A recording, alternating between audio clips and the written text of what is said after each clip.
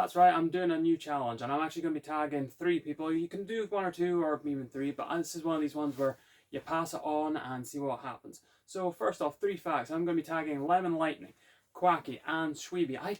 You've got to tell me how to pronounce your name, because, or YouTube name, sorry, because I'm having trouble pronouncing it. So 3 facts.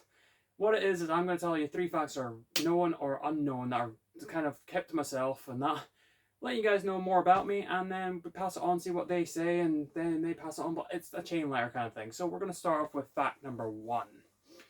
Fact number 1, I am actually colorblind to the red.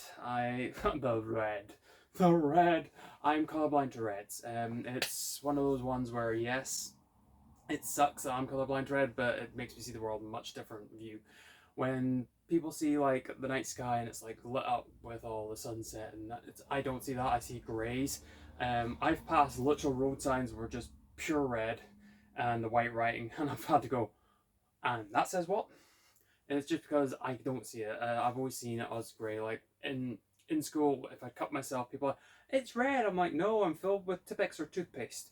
Or if the teacher wrote in red pen, Ali, you're wrong, see me after class, I'd have to literally hold up to the light and see what the indentation said, or rub a bit of paper over it. They sound like jokes, but it's real. It's what I have to deal with. It's kind of one of those things that I do have to acknowledge that I'm colorblind, but it's one of those things like a superpower. It's unseen. No one knows about me, and I don't mind that whatsoever about myself. I enjoy being colorblind, because when somebody goes, "Oh, didn't you see that red flash?" I'll be like, "Oh, you mean the bright white one?" Dark rooms were white rooms to me, and I just found them baffling. It's stuff like that that I see the world in such a unique view that it's kind of awesome to be colorblind, but it's also kind of weird that no one knows that about me until I tell them. There's a long story behind how I found out, but I'm just telling you facts. Fact number 2. Being dyslexic dyspraxic means I have to wear color glasses. You've probably seen it in a couple of episodes if you watch my stuff, but however, I actually wear tinted glasses. Right now, they're green because I had to recently get them changed to being green. The colors changed throughout my life. I've been blue, mostly green, aqua turquoise, aquamarine, lapis, you name it in the color spectrum, I've probably been it. I spent a lot of money on different glasses. They help me see. They help to explain dyslexia and dyspraxia. The dyslexia is a learning difficulty. Dyspraxia is understanding difficulty. When you combine the two, the world's wrong. Like the world's constantly shaking, like it's got Parkinson's for me. So I'm so used to it now. If I don't wear my glasses, that if the world's shaking and vibrating, it doesn't phase me as much. I do get migraines from it, but not as much. Like I wear my glasses, I get migraines from it, but not as much. I do like wearing these shades, but because of videos, I try and make sure that I don't wear them as much. Like all throughout my actual job in December, because I stand at a door, because I'm a concierge, I stand at a door and I look out into a parking lot effectively. And because it would get dark, I can't wear my glasses because it amplifies darkness this color. And I know that sounds retarded, but it's what it does. Like, because of a dark green, dark areas are darker.